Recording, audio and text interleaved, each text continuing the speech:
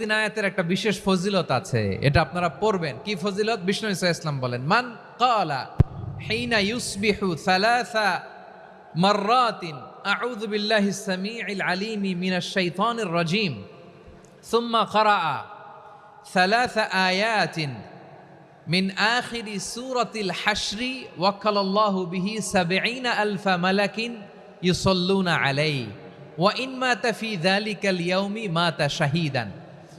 বিশ্বনবী মুহাম্মদুর রাসূলুল্লাহ সাল্লাল্লাহু আলাইহি ওয়াসাল্লাম ইরশাদ করেন, যে ব্যক্তি সকালবেলা 3 বার তেলাওয়াত করবে আউযু বিল্লাহিস সামিউল আলিম মিনাশ শাইতানির রাজীম, এরপরে সূরা হাশরের শেষ 3টি আয়াত তেলাওয়াত করবে, রব্বুল আলামিন ওই ব্যক্তির জন্য ৭০,০০০ ফেরেশতা নিয়োগ দিবেন যারা সারা দিন ওই লোকের জন্য মাগফিরাতের দোয়া করবে।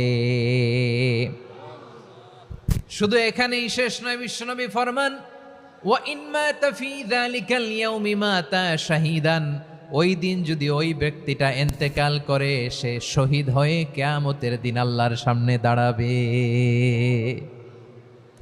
সকালবেলা যদি পড়েন 3 বার আউযু বিল্লাহিস সামিউল আলিম মিনাশ শাইতানির রাজীম 3 বার পড়ে সূরা হাশরের শেষ 3 আয়াত যদি তেলাওয়াত করেন, তাহলে আপনার জন্য আল্লাহ তাআলা ৭০,০০০ ফেরেশতা নিয়োগ করবে। সারা দিন তারা আপনার জন্য মাগফিরাতের দোয়া করবে, আর ওই দিন ইন্তেকাল করলে আল্লাহ তাআলা শহীদ হিসেবে আপনাকে কিয়ামতের দিন দাঁড় করাবে। সুবহানাল্লাহ, এত আস্তে। আবার সন্ধ্যাবেলায় যদি পড়েন, সারা রাতের জন্য ৭০,০০০ ফেরেশতা মাগফিরাতের দোয়া করবে। ওই রাতে মারা গেলে শাহাদাতের মৃত্যু নসিব হয়ে যাবে। এজন্য এই দোয়াটা পড়ার দরকার আছে না নাই?